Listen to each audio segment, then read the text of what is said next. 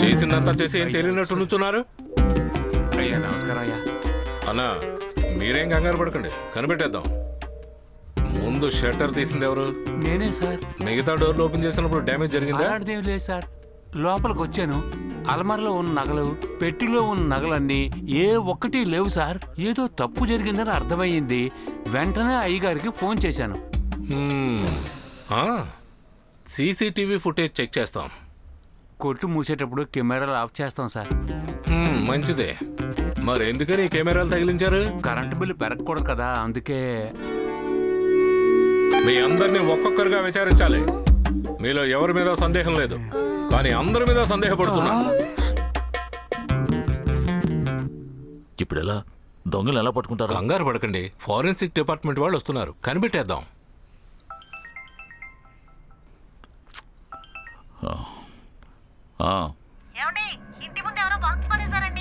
ఏమంటున్నావే?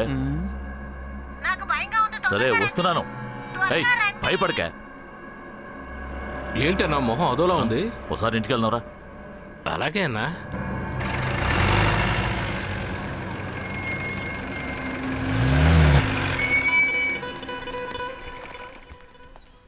ఏమండి, గంట నుంచి ఈ బాక్స్ ఇక్కడే ఉందండి. ఈ దున్నపోతల్ని ఏముందో చూడండిరా అంటే బాంబు గీముందో అని భయపడి చస్తున్నారు. అన్నా ఆగనా, కొంచెం ఆగు. ఉండవయ్యా. రే మదన్ చెప్పేది వినన్నా. అన్నా వద్దన్నా. ఉండవయ్యా. ఓపెన్ చేస్తున్నారు.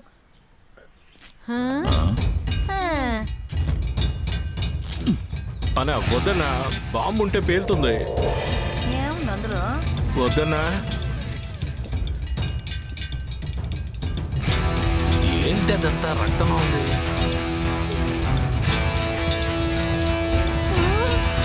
ఏమండి, అది మన దివ్య దుప్పట్టా అండి.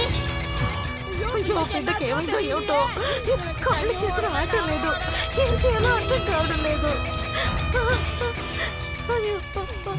ఇది మన ప్లాన్ కారే. ఏమై ఉంటుంది? ఏమండి, ఏమై ఉంటుందండి? తెలియటం లేదా? తెల్ల సొక్క తెల్ల పంచ కట్టుకొని బిల్డప్ ఇస్తే సరిపోతుందా? ఇప్పుడు నా బిడ్డ నాకు కావాలి.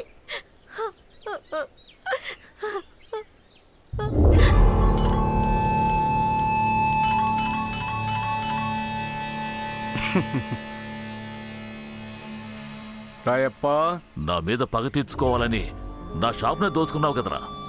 మళ్ళీ నా కూతురు కిడ్నాప్ చేసేవెందుకురా? ఏం మాట్లాడుతున్నావు రాయప్ప? నాకు మిశ్రవాడు గోల్డ్ కావాలి అంతే. ఎదుటి వాళ్ళ సొత్తుకి సెక్యూరిటీగా ఉండడమే నా వృత్తి. శత్రువులని టార్చర్ పెట్టడం నా అలవాటు.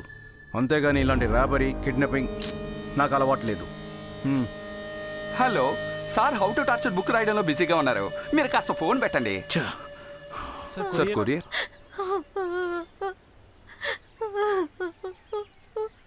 Thanks sir. లెటర్ అన్నా.